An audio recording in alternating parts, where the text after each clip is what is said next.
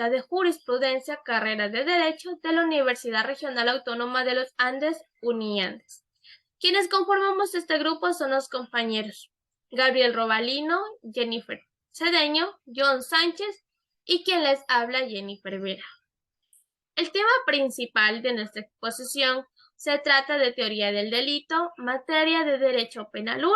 Esta teoría nos permite analizar cada uno de los elementos o características que debe contener un hecho o una acción para que éste sea considerado delito.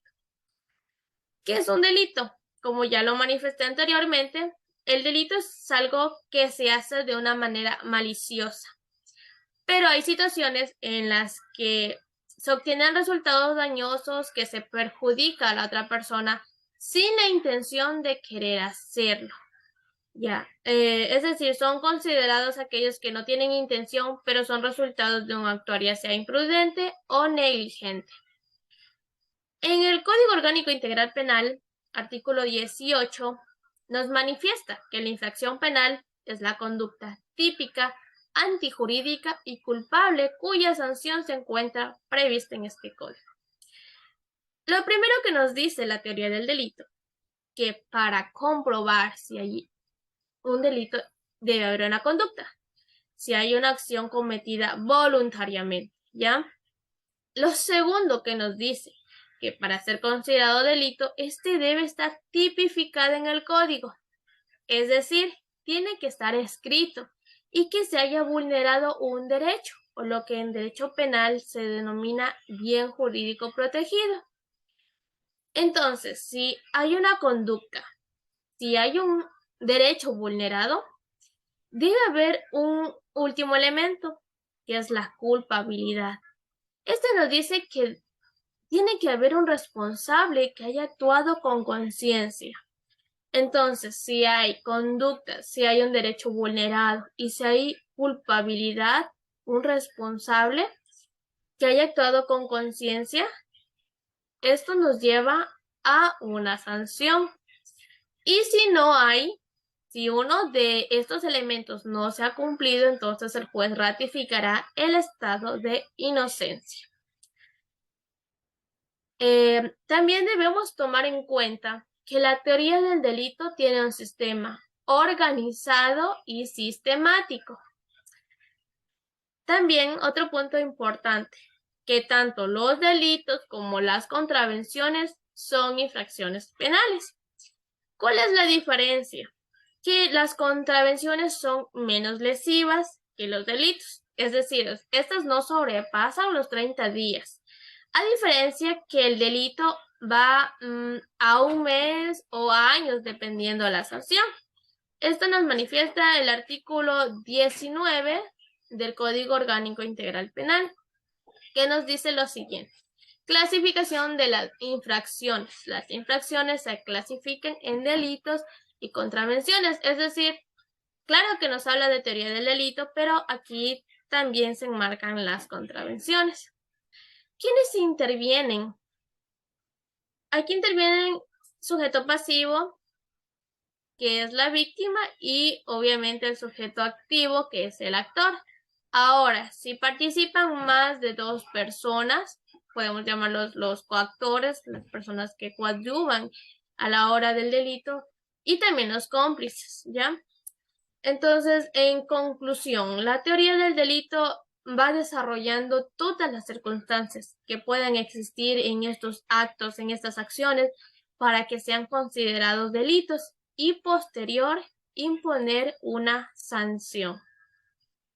¿Cuál es la finalidad de la teoría del delito? Sirve como método de análisis del derecho penal que concluye con la identificación de un hecho y su autor y la determinación de los casos en el que el autor responde por su hecho. Siendo un poco pragmáticos, podemos situar a la teoría del delito como un laboratorio del crimen, del que se espera una respuesta científica de si el hecho que llama la atención de la sociedad porque del mismo se desprende un resultado despreciable es o no un delito.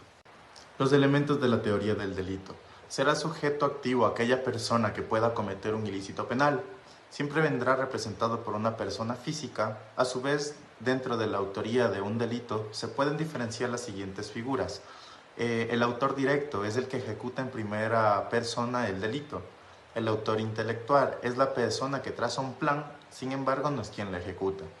El coautor es la ejecución de un delito cometido conjuntamente por varias personas que participan voluntaria y conscientemente. El cómplice ayuda y coopera de forma auxiliar o secundaria en ejecución de un delito. El encubridor es la persona que, conociendo la comisión de un hecho delictivo y sin haber intervenido en este como autor o como cómplice, interviene después de su ejecución, auxiliando, sin ánimo de lucro propio, a los autores o cómplices para que se beneficien del provecho del delito, ocultando, alterando o inutilizando el cuerpo, los efectos o los instrumentos de este delito, para así impedir su descubrimiento, o ayudando a los presuntos responsables de dicho delito a eludir la investigación de la autoridad o de sus agentes, o a sustraerse de la administración de la justicia.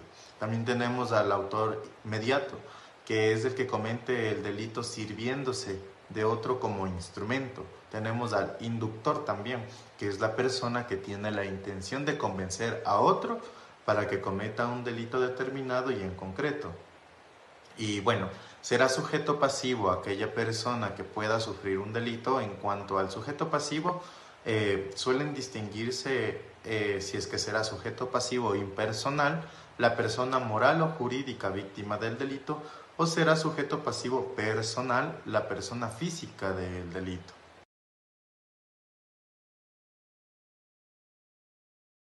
Las causas de exclusión de la conducta no son penalmente relevantes los resultados dañosos o peligrosos resultantes de la fuerza física irresistible, movimientos, reflejos, estados de plena conciencia debidamente comprobados. La excluyente del delito es aquella que, de verificarse o actualizarse, excluyen completamente el delito y hacen que la conducta no sea delictuosa. Indudablemente, si un proceso penal se demuestra que la persona no tenía la intención de cometer el delito, entonces la conducta ilícita simplemente nunca existió o no existió. Definen la tipicidad como la adecuación del acto humano voluntario ejecutado por sujeto a la figura descrita por la ley penal como delito. La comprobación de la tipicidad indica que existe una correspondencia exacta entre lo que el agente ha realizado y aquello que se encuentra descrito en la ley. Un ejemplo es: si un hombre le dispara en la cabeza a otro y lo mata, dicha conducta se ajusta con el tipo penal que se describe en la ley, pero la tipicidad, por tanto, indica que la persona en cuestión incurrió a un delito. Suelen considerarse excluyentes la tipicidad a causa de justificación, como la obediencia debida al ejercicio legítimo de un derecho, de una actividad ilícita o de un cargo público.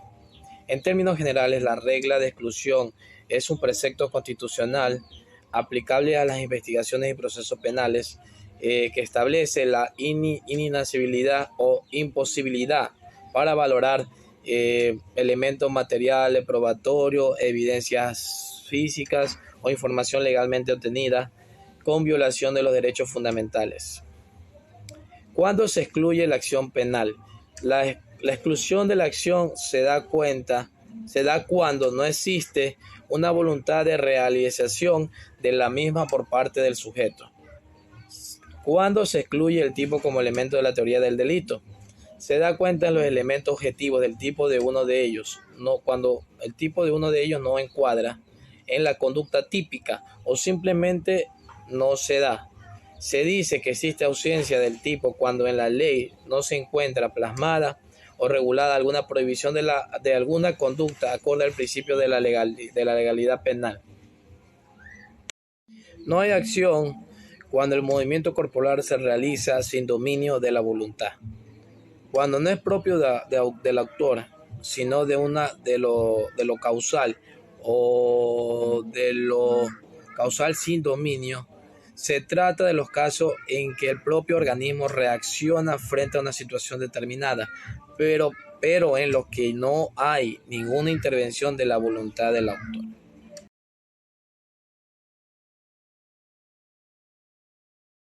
Antijuricidad.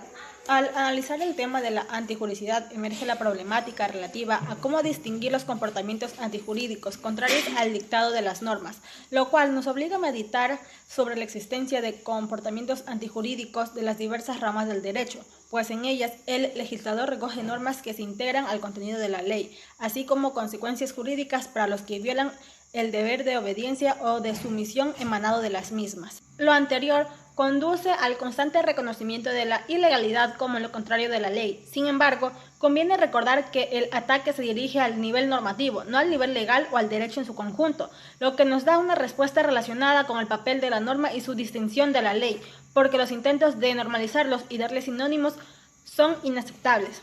Para explicar los problemas que enfrenta la ilegalidad, podemos apoyarnos en la teoría normativa de Binding, un autor que se enfoca en demostrar que el criminal no viola la ley penal, sino que específicamente los requisitos de la ley penal. En los términos anteriores, podemos afirmar que lo antijurídico se entiende como la realización del tipo penal objetivo con una carga valorativa.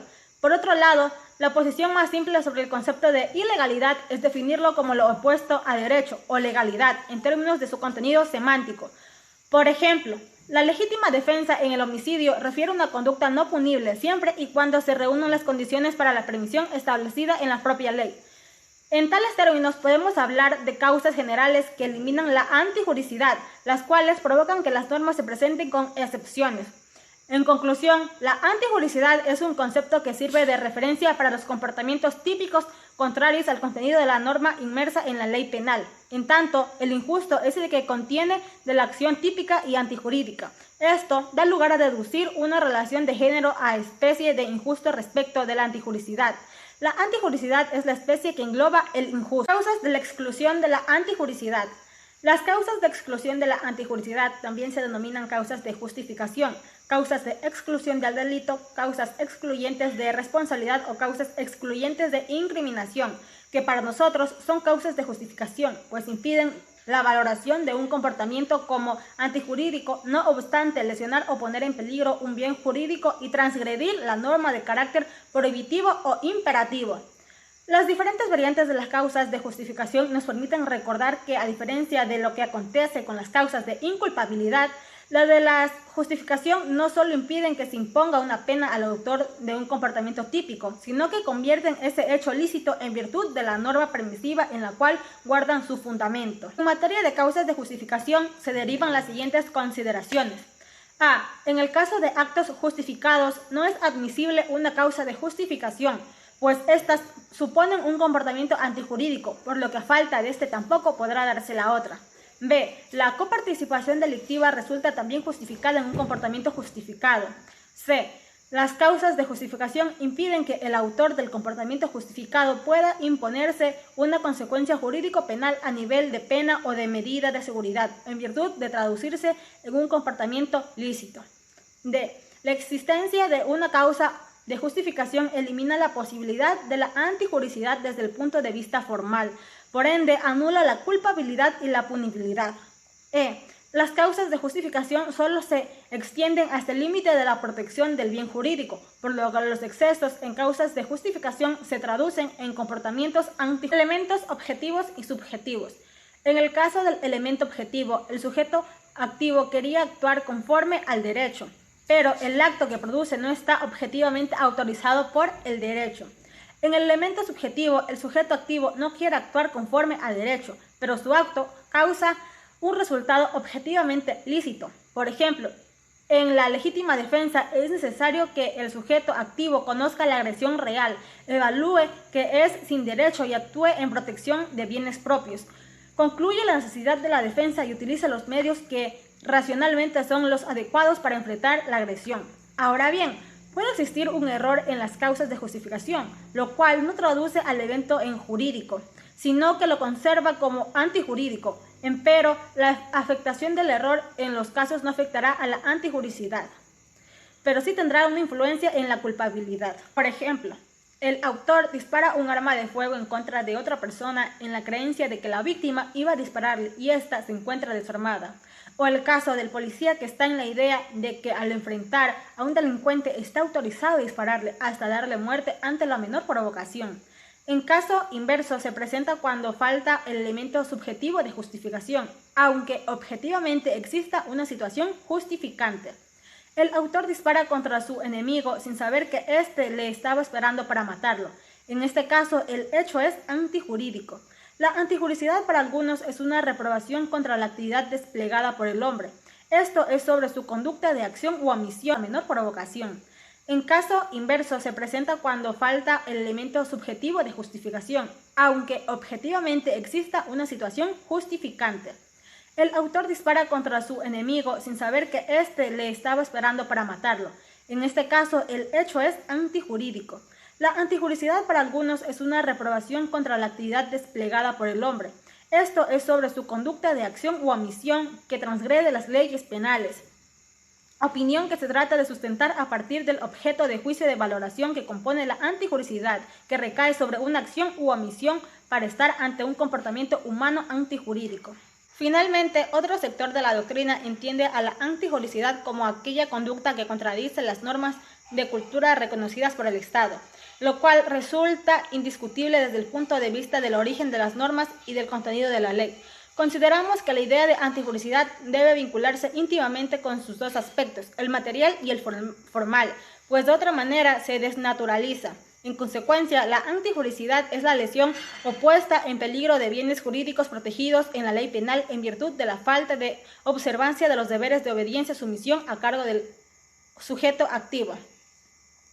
Dentro de la teoría final de la acción, la antijuricidad evoluciona y distingue dos elementos dentro de esta área, uno formal y otro material. El elemento formal alude al comportamiento que es el contrario a la norma penal y requiere de la realización de un tipo penal la ausencia de las causas de justificación, mientras que el material se refiere a la lesión o puesta en peligro de un determinado bien jurídico producido como consecuencia de la antijuricidad formal.